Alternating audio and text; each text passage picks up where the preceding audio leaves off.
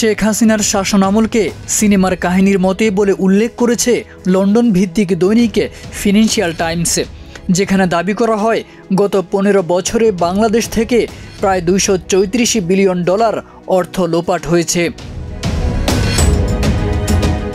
এই বিশাল অঙ্কের অর্থ লোপাটে যুক্ত রয়েছে সাবেক মন্ত্রী, রাজনীতিক, ব্যবসায়ী ও সরকার ঘনিষ্ঠ পরিবারগুলো।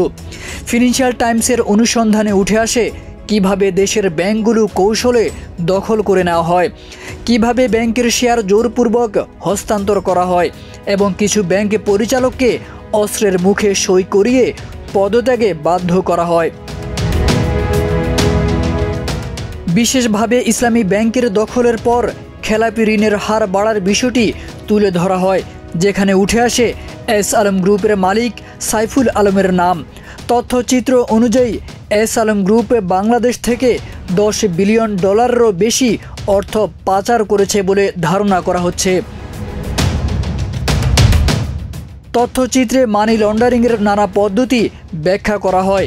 ওভার ইনভয়েসিং, আন্ডার ইনভয়েসিং ও হুন্ডির মতো অনানুষ্ঠানিক চ্যানেল ব্যবহার করে কিভাবে অর্থ পাচার হয় তা বিস্তারিতভাবে তুলে ধরা হয়েছে।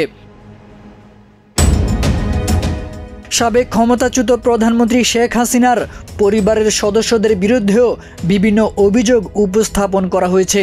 শেখ রেহানা ও তার মেয়ে টিউলিপ সিদ্দিকের যুক্তরাজ্যে সম্পদের উৎস, ভূমি দখল ও দুর্নীতির অভিযোগ তথ্যচিত্রে স্থান পেয়েছে।